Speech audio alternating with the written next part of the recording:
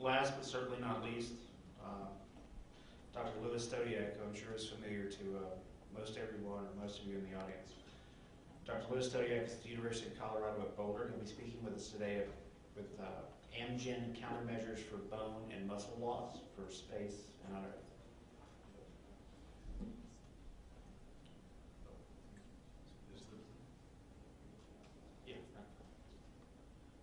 Okay, so it is indeed a privilege to be able to be here today and to speak to you about some work that we've been involved in with one of our commercial collaborators over quite a period of time. In fact, we started a relationship with AMGEN, which is a large global biotechnology company. Most of you probably are at least aware of them as a leader in biotechnology. We started our relationship with them back in the actually late 1990s and started developing our first spaceflight collaboration with them around that time, and have had the privilege of them sponsoring 3 different missions that we flew, starting in 2001, another one in 2007, and another one with the last mission in 2011 on STS-135. All 3 of these missions were on the space shuttle, but they were space station assembly missions. And we would love to have been able to do these studies over longer duration on space station, but the hardware simply wasn't there. I'm going to talk a little bit more about that at the end in terms of the future direction of this. So all of these studies were essentially done on the space shuttle, but as part of the space station assembly program. Okay, so the payload, every payload has to have a name and an acronym. In our case, we refer to this as the Commercial Biomedical Testing Module, or Test Module, CBTM for short. And each of these 3 payloads flew as CBTM 1, 2, and 3.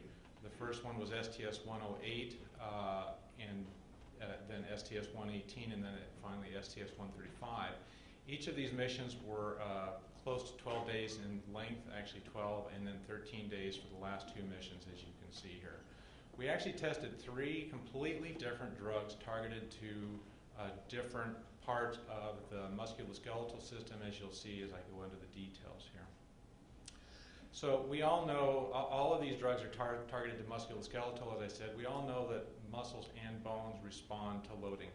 And we don't have to necessarily engage in exercise like this individual is doing. Frankly, even just standing here in front of you in a gravitational field is loading my body in a way that stimulates or maintains these tissues. These tissues absolutely respond to loading. And that's really the good news, because we can, through exercise, promote musculoskeletal health in our bodies. And of course, exercise, as we heard about yesterday, is a very important countermeasure that's used to prevent muscle and bone loss. The bad news, and the reason we need exercise, is that muscles and bone also respond to unloading.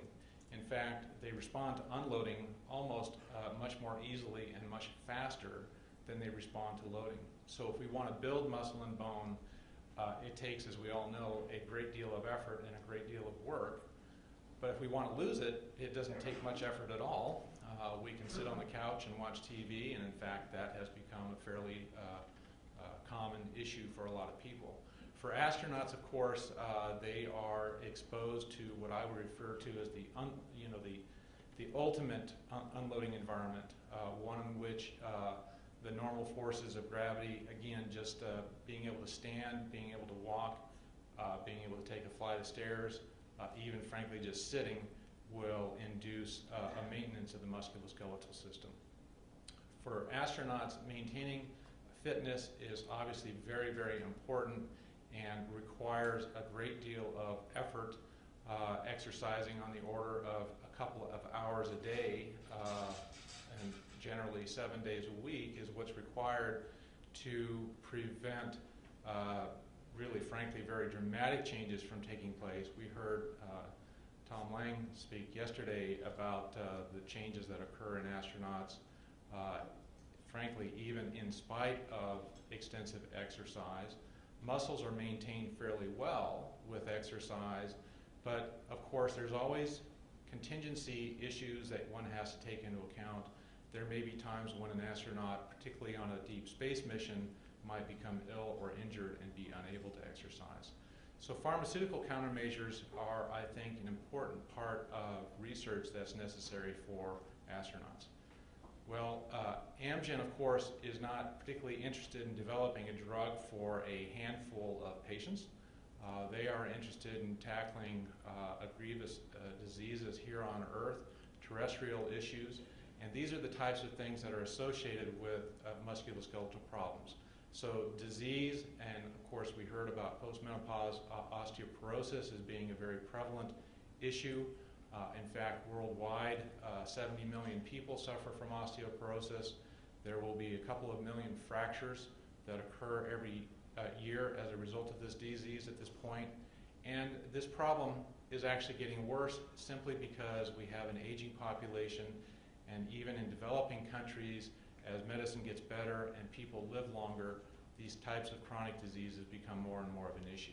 So the potential for treatments here is very, very high. There are, of course, on the muscle side, a number of really very serious diseases, ones that maybe don't affect as many people, but the outcome for these diseases is really just very terrible. So muscular dystrophy or amyotrophic lateral sclerosis, or otherwise known as Lou Gehrig's disease, various neuropathies, etc., are all very serious issues that can affect muscle in a way that is very has a very poor prognosis for patients.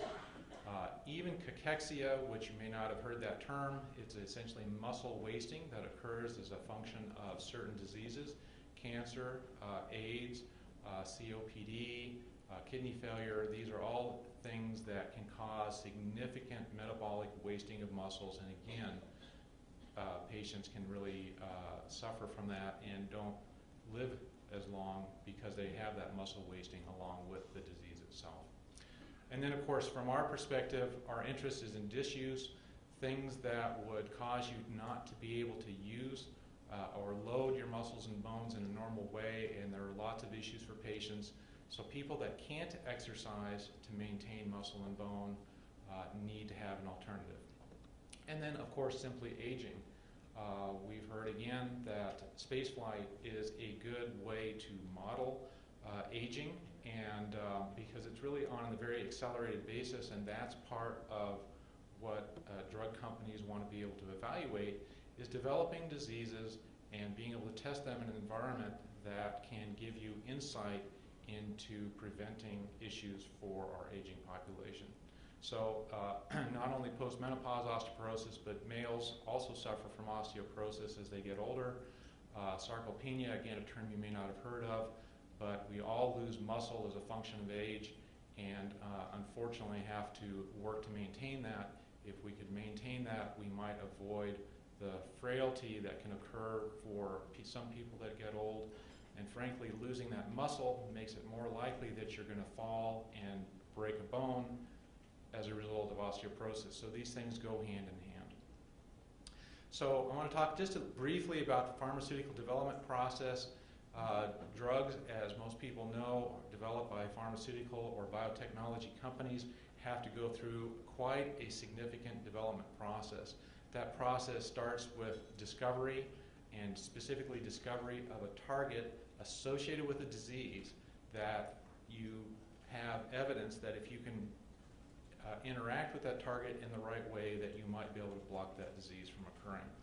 And then you have to discover molecules that can interact with that target, and then ultimately evaluate that in a preclinical setting, meaning in animal models, and then ultimately move that into a clinical environment. It's a very involved and daunting process, and again, we've all heard these kinds of numbers, that it can take 15 and frankly even more years to bring a drug to market, and can take on the order of $1 billion to bring a drug to market. In fact, the number is really much worse than that, because that doesn't necessarily take into account drugs that fail somewhere along the way and can be a very costly failure depending upon where that failure occurs during the process. So in fact, taking drugs to market can be on the order of $4 billion per drug that's developed and ultimately brought to market. And you can see with this chart sort of the points at which failures occur. The point of doing the research that we do and the research that AMGEN sponsored in space on the space shuttle really helps. It's a different, of course, very unique unloading model where they can study these diseases and can help inform them, along with all the other models that they evaluate, as to whether a drug is going to be successful as it continues through the process. So for AMGEN, the value in this research was really in trying to gain insight into how the drug would respond in this very unique, again, ultimate unloading environment. And if these drugs failed in that environment, then that would be probably more valuable to them than, frankly, if the drugs worked. In all three cases I'm going to describe here, the drugs did work, worked very well, and happily that allowed AMGEN to take these drugs forward. So target identification for drug companies occurs in a variety of ways. That sometimes is done internally through internal research. Sometimes it's frankly done by keeping up and reading the literature and finding something that somebody else discovered that you can apply. And sometimes it's done through collaboration. In our case, all three of these drugs that I'm going to describe, osteoprotegan or OPG, myostatin, and sclerostin, were essentially discovered and brought into the company in different ways. The key individuals at AMGEN that I really want to highlight here, because these are the people that really had sort of the leadership and vision towards and support of these studies. In particular, David Lacey, who was the former director of metabolic disorders in the company, moved up ultimately to be the senior vice president for research, really has a tremendous vision for discovery and where innovation comes from. And he saw these studies as a way to drive that innovation, as well as all the other things they do within the company. So I really want to highlight the individuals at AMGEN that were responsible for these. Because these were three different studies on three different drugs, these were with different teams within the company, and each one was led by a different PI, as you see there. So what are we talking about here? We're talking about maintaining muscle and bone and preventing effects of disease on those. All of our tissues in our body are maintained actively, which is to say that we have this homeostasis where there's a balance between sort of the construction side, if you will, building up tissues, and the demolition side. So tissues are constantly being turned over. In the case of our skeletal system, a lot of people naively may think that that's a dead tissue. It's certainly not the case. It's a tissue that is actively being turned over, as we heard about yesterday, and is generally replaced about every 10 years. I don't know about you, but it gives me great comfort to know that I have the skeletal system of a 10-year-old. Maybe that's too much of a stretch, I don't know. But it certainly is the ability to maintain these tissues that allows us to live as long as we do with the health that we enjoy. Same with muscle. So in the case of bone homeostasis, basically it is the balancing act between the osteoblasts and the osteoclasts. Osteoblasts are bone-forming cells. Osteoclasts are bone-digesting or resorption cells. And the cells communicate to each other. Like all tissues in our body, there's all kinds of chemical interaction and chemical communication going on that is part of maintaining that balancing act and maintaining these tissues. What I want to describe now is how we designed the experiments. All three experiments that we flew were very, very similar in their experiment design, with the exception of the drug that was used for treatment. So we tested mice. We flew C57 black mice, which is a very common strain of mouse, at 9 weeks old. 9 weeks old in a mouse is sort of the equivalent to an adolescent in human years. We chose that age specifically because we knew we were looking at a relatively short duration mission of 12 or 13 days, and we were concerned that we wouldn't see the changes that we needed if we used older animals that were closer to, say, an adult astronaut population or perhaps even more senior population. We flew these in animal enclosure modules. This is hardware that is designed and built and maintained at NASA Ames Research Center, so in collaboration with NASA Ames. And on each of these missions, we flew 24 mice, and on the last mission, we flew 30 mice. So that gave us a fairly significant group size to be able to evaluate these drug countermeasures. Half of the animals were treated, half of the animals were untreated, or given a placebo or what we call a vehicle, because these are all injection type drugs. And we developed, or Amgen really developed the drugs in such a way and treated the animals in such a way that a single injection on the ground could be administered such that we did not need to administer any drugs, or the crew didn't need to administer any drugs on orbit. Ground controls were done in the same hardware and maintained under the same conditions of temperature, humidity, and CO2. This is a close-up view of the animal enclosure module, which shows basically how it's designed to support these animals. Mice do very well in this hardware. The food is very well accessible. They have a water bottle, a water box that has cross-plumbed lixids, what we refer to as lixids, where they actually take water for drinking, so that there can be no issue in terms of having good access to food and water. We have observed animals in this hardware. They treat it like a jungle gym. They climb all over everything, much more than they can in standard cages. So in fact, animals in this hardware get good exercise on the ground, and in space they adapt very quickly. They are very similar to astronauts in the sense that they will hang on to the cage after they get into orbit, but very soon can adapt to the environment and find new ways to move around, eat, drink, groom, etc. It's really quite remarkable to see their adaptation.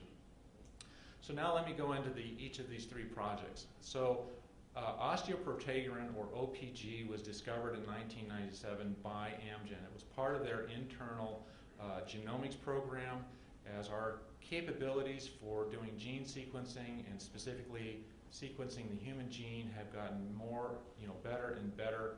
It has allowed drug companies to mine that data and look for interesting genes that they thought would have unusual effects. Our ability to manipulate genes in animals, and specifically in mice, by knocking in, meaning overexpressing a particular gene, or knocking it out and preventing it from being expressed at all, has given us a tremendous power to look at the effects of genes and how they affect the body.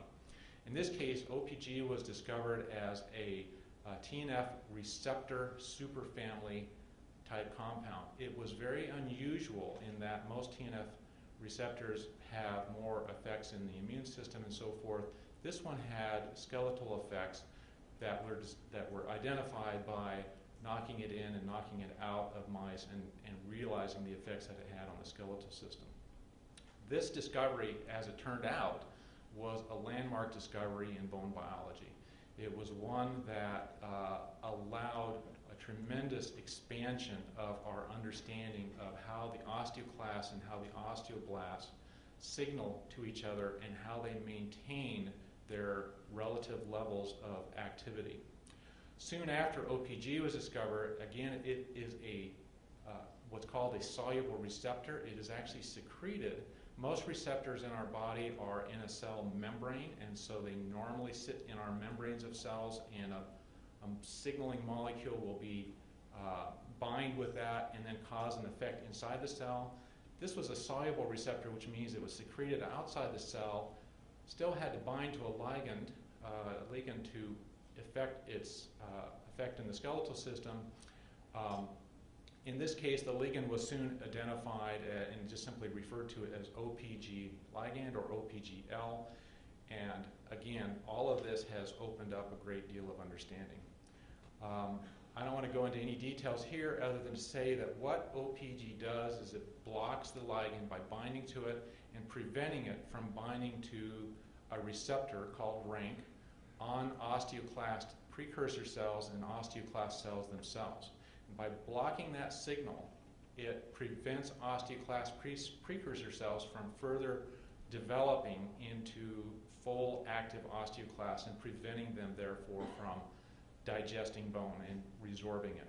So essentially what that means is OPG was a naturally produced regulator of osteoclast activation by blocking the ligand. And this was important because obviously that discovery opened up a tremendous potential, which is if you could mimic or even produce OPG itself could be a drug that would prevent bone resorption. And you can see here the effects of knocking out or knocking in OPG on bones very dramatically from these x-rays in mice. The development of this drug went through, of course, the stages as I described earlier. In fact, there were a number of molecules that were identified and utilized for the initial research. Some of them were specific to the preclinical domain. Ultimately, there were a couple of drugs that were taken forward into clinical evaluation. One of those drugs is the one that we tested on space flight STS-108. The other one was the one that they ultimately took into clinical trials and took through clinical trials and ultimately to FDA approval. I'm not going to present any significant amount of data here other than show you again how well these drugs worked. If you look at bone mineral density in the animals that were flown, the ground vehicle-treated animals on the left, the flight vehicle-treated animals in the middle, and the flight drug-treated animals on the right, you can see the deficit that occurs in the bone mineral density with the space flight in these animals, and you can see the effect of the drug to dramatically reverse that, not only to ground levels, but even beyond ground levels to even higher densities. So these animals essentially came back with, larger bones than the animals that stayed on the ground in a 1G field that were not treated. And if you look at any of a number of other measures that we did, whether it be trabecular bone properties or bone strength and so forth, all of these properties had a significant benefit from that. One of the other things that you do when you fly subjects like this is you certainly want to take advantage of the fact that these are very precious animals that have flown in space, and the tissues and the things that you can learn from them. One of the things that we learned from them or studied was the effects on muscle. This will come in the next drug I talk about, where we found that even, again, with just only 12 days of exposure to microgravity, these animals lost not only a lot of bone, but they lost a lot of muscle. There are a number of publications, and if anybody wants to go deeper into anything I'm talking about, I put that list up there so that people can, or you can certainly ask me afterwards and get the publications that are out on this. So the OPG drug development story, essentially, denosumab was the drug. It's a fully human monoclonal antibody. So it's not OPG, it mimics OPG. It basically binds to rank ligand and does the exact same thing that OPG does. But it's like giving you an immunity to OPG. To rank ligand. And the advantage here is that this monoclonal antibody can be administered with a simple injection, subcutaneous. It's only administered once every 6 months and very, very effectively blocks osteoclast activation for that time period. The FDA approved this drug in 2010, so remember it was discovered in 1997. It was approved in 2010, so literally 13 years later. They have two different formulations of it, one called Prolia, which is specifically targeted to postmenopause osteoporosis, and another one called Exgeva, which is targeted to essentially bone cancer. And as you can imagine, again, if you can prevent osteoclast activation and erosion of bone, then this has tremendous potential in cancer where the cancer has spread into the bone and can prevent the pain and issues associated with eroding bone. AMGEN has been growing the sales of this. Last year, the sale of these two drugs combined was $1.2 billion. And yes, that's with a B. So it is a tremendously growing drug that has successfully navigated the process through to successful completion and launch into the market. And they are now very actively engaged in a number of additional clinical studies to expand the indication of this drug, as you can see here, including rheumatoid arthritis. Now let me switch gears and talk about muscle homeostasis.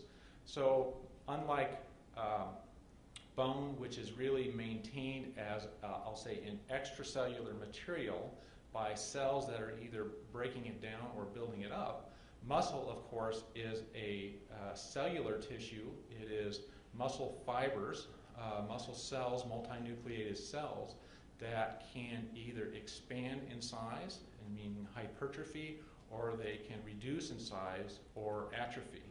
And it is really the maintenance of these muscle fibers that is important. So it's the intracellular processes in this case that are probably most important. There are cellular processes involved here too, but it's the balancing between protein synthesis and protein degradation that is really very important in the case of maintaining muscle. So myostatin was another important discovery. In this case, it was not discovered by Amgen. It was discovered by an individual by the name of Dr. Sajan Lee and Alexandra McPherron at Johns Hopkins University. This was also discovered in 1997. Myostatin was identified, again, through a similar type of research program looking for unique signaling molecules as a TGF-beta superfamily signaling protein.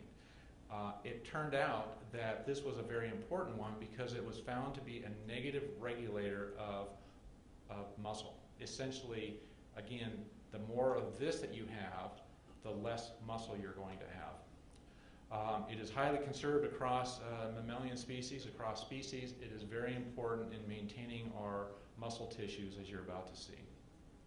The regulation of this has been shown to be quite complex. There are a number of things after it's secreted into the environment of muscle tissues and muscle cells that regulate its activity, making it, again, rich for how you might interact with it.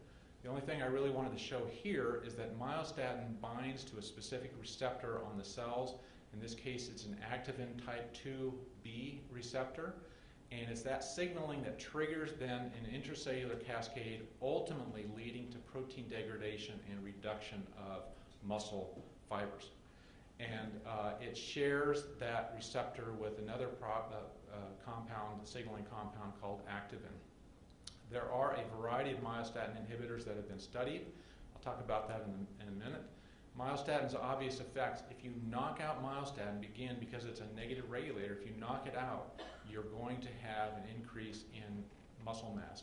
These are three examples of animals that have naturally occurring myostatin knockouts, which is to say they do not produce a functional myostatin signal. So the blue Belgian cattle, the Texel sheep, and even the Whippet dog has, most Whippet dogs have a normal myostatin, but there are some that will carry this genetic mutation and, as you can see here, grow a tremendous amount of muscle. You can also do this in a mouse artificially by knocking out the myostatin gene, and the mouse on the right there is not fat. That mouse is extremely lean, in fact. It is all muscle. And in fact, this myostatin deficiency has been identified and characterized in humans. This was a study from the New England Journal of Medicine in 2004, characterizing a child that had a natural deficiency, and the amount of muscle, as you can see in the lower left there, a cross-sectional MRI scan of the leg muscles, the quadriceps, our thigh muscles essentially, and how much larger they are in this child compared with age-matched controls. So we tested myostatin inhibition on STS-118. In this case, again, it's a very similar design for the study. We flew 24 mice again, half were treated, half were untreated. We actually used, as the inhibitor in this case, a soluble form of the activin receptor. So similar to OPG as a soluble receptor for rank ligand, this is a soluble receptor that would bind myostatin and block its normal activity. And so this one, as you can imagine, because it's the soluble receptor, would also block activin and, for that matter, any other signals, known or unknown, that might bind through this specific receptor in muscle.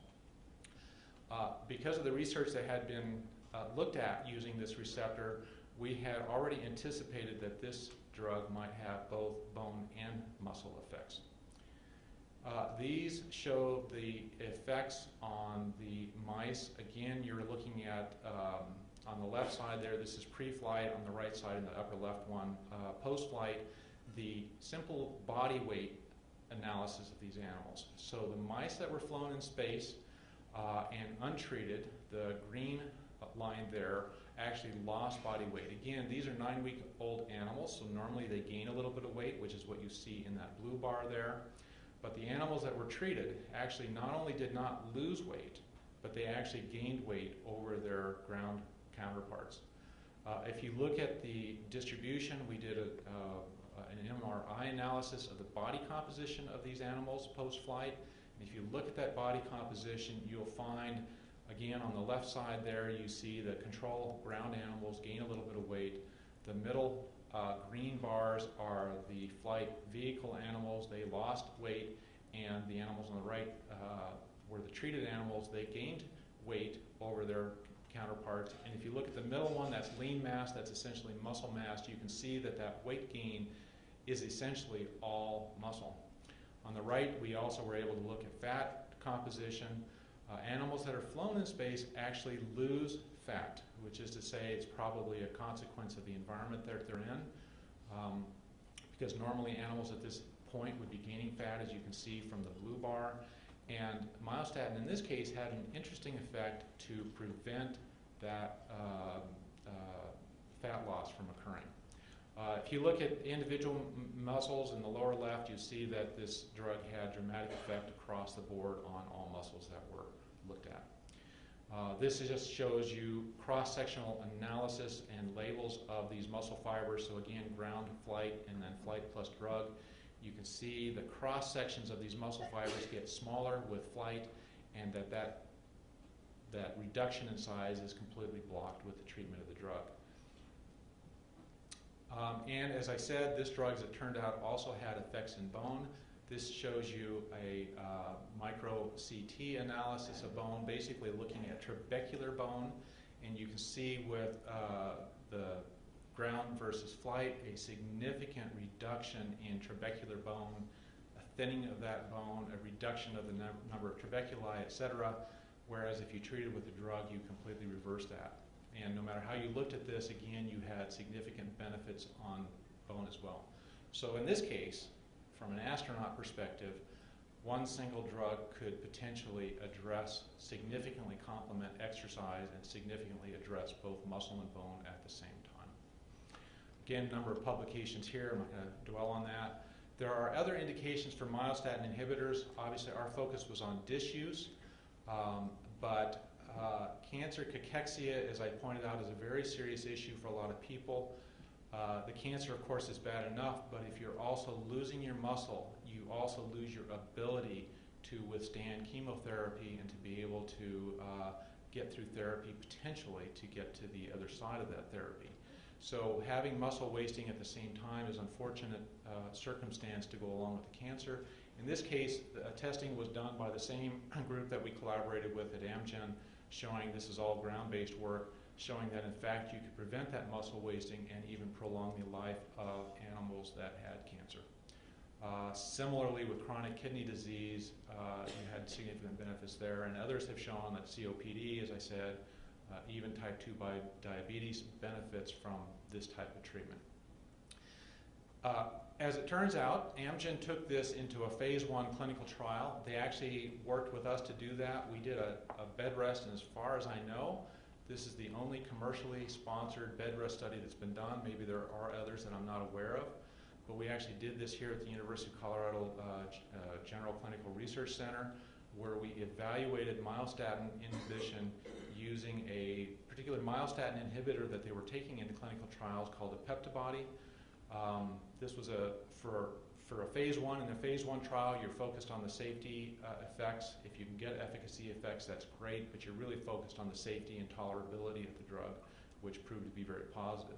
Nonetheless, AMGEN decided that because they were so focused on the denosumab and a new drug that I'm going to talk about here in a second, a bone drug, they decided to license the technology for these muscle inhibitors, myostatin inhibitors, to a new company that they have spun off called Atara, and that's where it sits now. On the other hand, a number of other companies are looking at myostatin inhibitors for a number of other disease indications.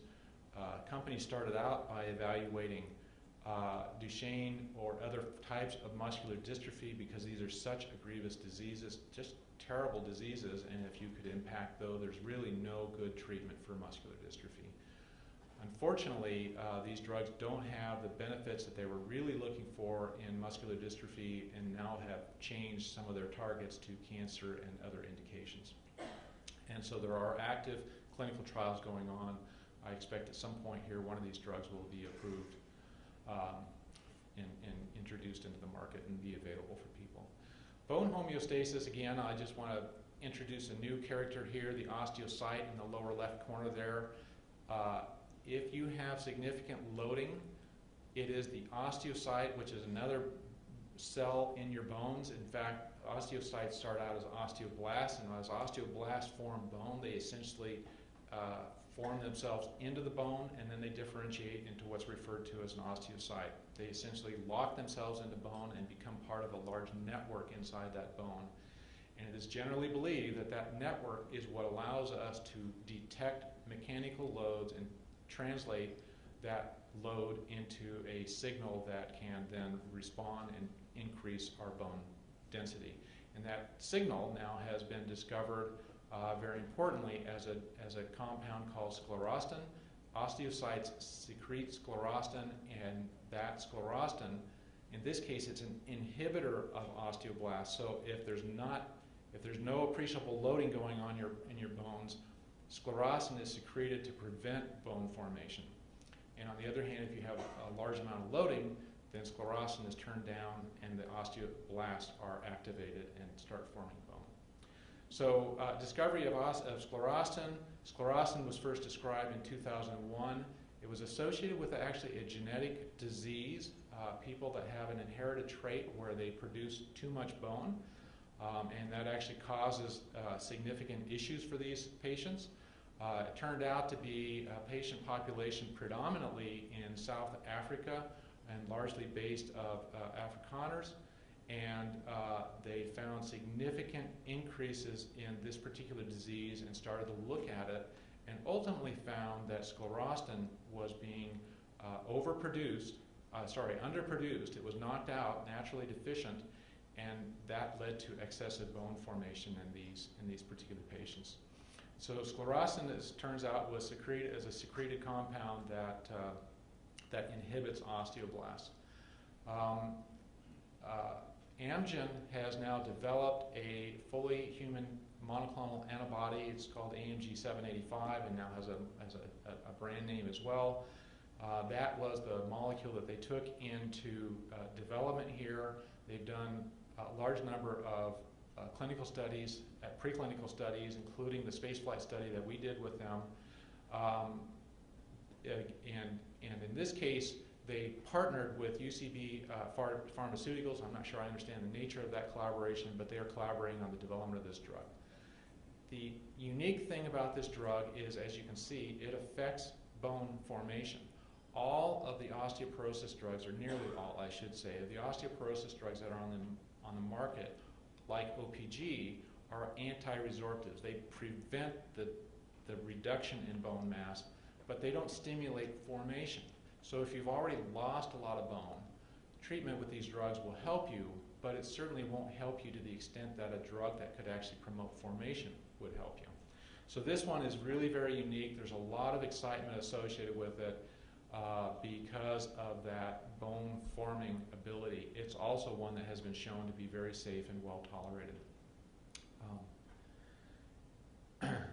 And comparing it with other drugs that are on the market, it has significantly advantageous ability to form bone and help patients. We flew this one on STS-135. It was quite a privilege to have this payload on the last space shuttle mission. And again, single injection given to animals on the ground. In this case, we flew 30 mice.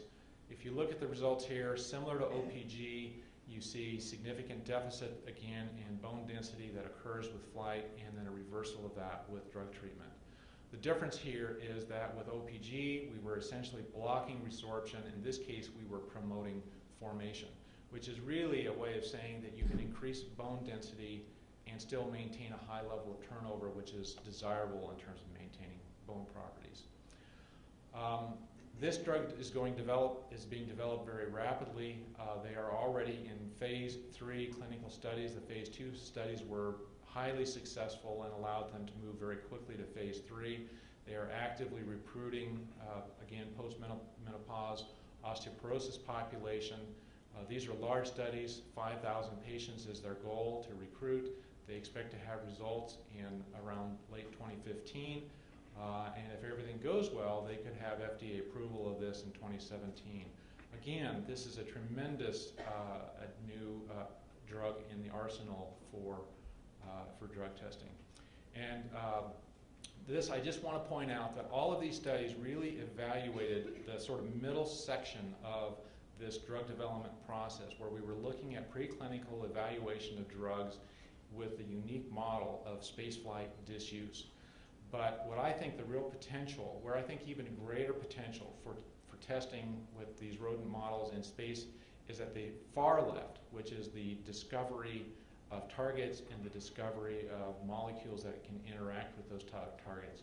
Whether it's in musculoskeletal or immune or cardiovascular, I think there's a huge potential here for discovering new drugs that spaceflight could make for us. NASA and CASIS are working together, and we're helping support that effort to get mice flown on the space station. In that case, we will be able to fly mice for a longer period of time, and because of that, we will be able to look at older animals. We can better model an age population, or if we wanted to, a population that's more associated with the age of astronauts. We can look at long duration exposure, more extreme wasting that would be associated with diseases like ALS, muscular dystrophy, neuropathies, etc. And so I think the potential for discovery with these models on space station is really tremendous, and I have to say I'm personally really looking forward to being able to do these types of studies on, not just on the space shuttle as we used to do, but now on the space station in the near future.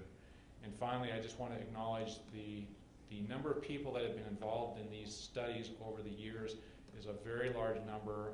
In fact, it's certainly not inclusive on this list. We've had a lot of support from AMGEN for these studies, but also support from NASA, obviously make these studies possible. And I just want to acknowledge the entire team that was so successful with these studies. Thank you.